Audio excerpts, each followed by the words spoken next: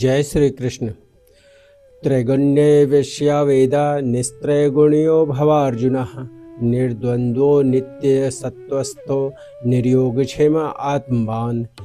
इस श्लोक में श्री कृष्ण अर्जुन को सांसारिक धर्म से ऊपर उठकर अध्यात्म के उच्चतम शिखर पर ले जा रहे हैं। हे अर्जुन, वेद तीनों गुणों के कार्यों का ही निरूपण करने वाले हैं। तुम इन तीनों गुणों से ऊपर उठो, सुख दुख आदि द्वंद्वों से रहित हो जाओ, नित्य वस्तु में स्थित रहो और योग क्षेम पाने और बचाने की चिंता को छोड़कर आत्मपरायण बनो।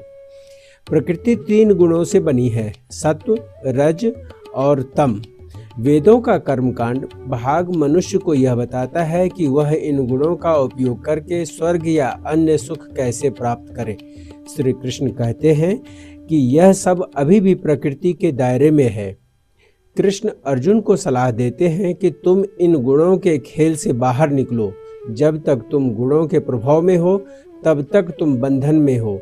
इन तीनों से परे जाना ही वास्तविक मुक्ति है। संसार द्वंद्वों का मेल है, ठंडा गर्म, जय पराजय, सुख दुख। श्री कृष्ण कहते हैं कि इन बाहरी परिस्थितियों से प्रभावित होना बंद करो। जब मन इन्हीं द्वंद्वों से विचलित नहीं होता तब वह स्थिर होता है। निर्योग क्षेम क्या है? योग जो हमारे पास नहीं है उसे पाने की इच्छा, और क्षेम जो हमारे पास है उसे सुरक्षित रखने की चिंता। हमारा पूरा जीवन इन्हीं दो कामों में बीत जाता है। श्री कृष्ण कहते हैं कि जो व्यक्ति परमात्मा पर आश्रित हो जाता है उसे इन चिंताओं से मुक्त होकर अपने स्वरूप में स्थित होना चाहिए। इसका अर्थ है अपनी आत्मा में स्थिर होना। बाहर की दुनिया बदलती रहती है लेकिन आत्मा नित्य अपरिवर्तनीय है।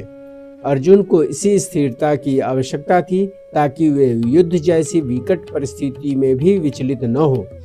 श्री कृष्ण यहाँ अर्जुन को मानसिक गुलामी से मुक्त कर रहे हैं। वे कह रहे हैं कि कर्म कांडों के छोटे लक्ष्यों में मत उलझो, बल्कि उस अनंत परमात्मा को प्राप्त करो जो इस सब से बड़े हैं। जय श्री कृष्ण।